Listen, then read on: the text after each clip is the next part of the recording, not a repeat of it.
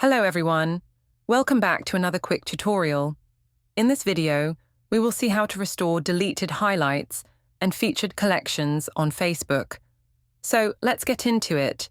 First, open your Facebook app on your mobile device and make sure you are logged into your account.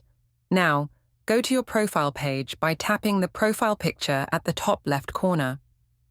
On your profile page, tap on the 3 horizontal dots. This action will take you to your profile settings. Here, look for the archive option and tap on it. Right here, you will find all of your deleted highlights and featured collections, which you can easily restore within 30 days of deletion. Here, you can also see the previous stories by tapping on the story archive. And there you have it.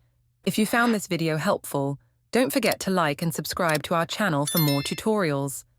Thanks for watching.